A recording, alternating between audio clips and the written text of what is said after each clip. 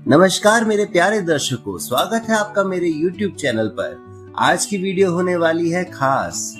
आज के वीडियो में हम बात करने वाले हैं धरती पर उपस्थित 8 चिरंजीवी मनुष्यों के बारे में। क्या आपको पता है कि इस धरती पर आज भी जीवित है 8 अमर मनुष्य, जिन्हें अष्टचिरंजीवी भी कहते हैं। तो आइए जानते हैं कि उन अष्टचिरंजीवियों की रहस्यमय कहानी क्या है। तो दोस्तों, अगर कोई आपसे कहे कि इस धरती पर कुछ ऐसे लोग हैं जो हजारों सालों से जीवित हैं, जिन्होंने महाभारत और रामायण का समय अपनी आंखों से देखा है और जो आज भी कहीं ना कहीं हमारे बीच है, तो आपका दिमाग भी चक्कर खा जाएगा कि ऐसा कैसे हो सकता है। पर ऐसा असलियत में है, जो ग्रंथों में भी लिखा गया है। यह कोई फिल्म की कहानी नहीं है। सनातन धर्म के ग्रंथों में ऐसे 8 अमर व्यक्तियों का उल्लेख मिलता है, जिन्हें अष्टचिरंजीवी कहा जाता है। चिरंजीवी का मतलब होता है जो बहुत लंबे समय तक जीवित रहे या अमर हो। मान्यता है कि ये 8 महान आत्मा आज भी पृथ्वी पर जीवित है, लेकिन आम इंसानों को दिखाई नहीं देती। कहा जाता है कि कलयुग के अंत तक ये धरती पर ही रहेंगे। तो आइए जानते हैं इन 8 अमर व्यक्तियों की रहस्यमयी कहानी। पहले चिरंजीवी हैं अश्वत्थामा। अश्वत्थामा महाभारत के महान गुरु द्रोणाचार्य के पुत्र थे। महाभारत युद्ध के अंत में क्रोध और बदले की भावना में उन्होंने एक भयानक अपराध किया। उन्होंने रात में सो रहे पांडवों के पुत्रों को मार डाला। इस पाप के कारण श्री कृष्ण ने उन्हें श्राप दिया कि वे हजारों वर्षों तक पृथ्वी पर भटकते रहेंगे। उनके माथे का घाव कभी नहीं भरेगा और लोग उनसे दूर भागेंगे।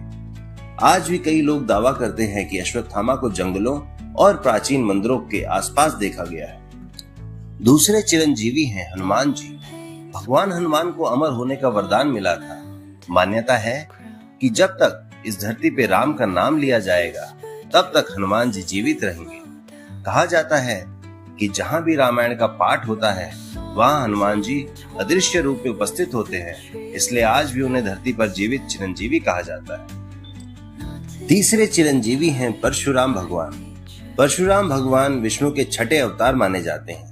कहा जाता है कि वे आज भी किसी गुप्त स्थान पर तपस्या कर रहे हैं और जब भविष्य में भगवान कल की अवतार लेंगे, तब परशुराम ही उन्हें युद्ध की शिक्षा देंगे। चौथे चिरंजीवी हैं महाबली।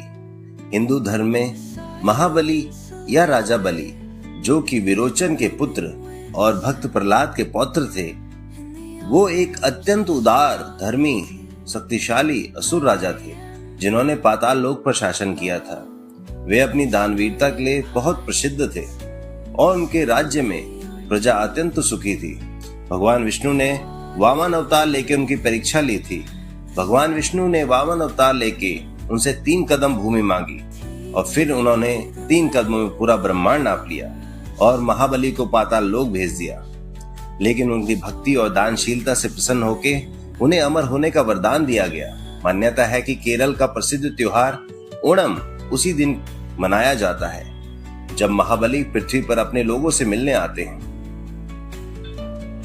5वें चिरंजीवी हैं विभीषण। विभीषण रावण के भाई थे, लेकिन उन्होंने हमेशा धर्म का साथ दिया और भगवान राम की मदद की। युद्ध के बाद भगवान राम ने उन्हें लंका का राजा बनाया और आशीर्वाद दिया कि वे लंबे समय तक जीवित रहेंगे और धर्म की रक्षा करेंगे। 6ठे चिरंजीवी हैं कृपाचार्य। कृपाचार्य महाभारत काल के महान गुरु थे। वे कौरवों तथा पांडवों दोनों के ही शिक्षक थे। उनकी तपस्या और ज्ञान के कारण उन्हें भी चिरंजीवी होने का वरदान मिला। 7वें चिरंजीवी हैं वेद व्यास। वेद व्यास को महाभारत का रचयिता माना जाता है। उन्होंने ही वेदों को व्यवस्थित किया और पुराणों की रचना की। कहा जाता है कि वे आज भी हिमालय के किसी गुप्त स्थान पर तपस्या कर रहे हैं।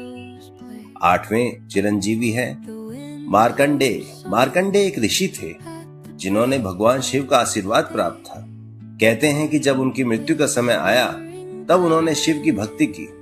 शिव जी प्रकट हुए और उन्हें अमर होने का वरदान दिया। दोस्तों, ये थे वो 8 चिरंजीवी लोग। कहते हैं कि ये सभी अष्टचिरंजीवी आज भी पृथ्वी पर मौजूद हैं। वे आम इंसानों की तरह दिखाई दे सकते हैं या फिर गुप्त रूप में तपस्या कर रहे हैं। और सबसे बड़ा सवाल यह है कि क्या इनमें से कोई आज भी हमारे बीच उपस्थित है? वो हमारे बीच जी रहा है, खा रहा है और रह रहा है, बस शायद हम उसे पहचान नहीं पा रहे। तो बताइए दोस्तों, आप सबको कैसी लगी ये कहानी?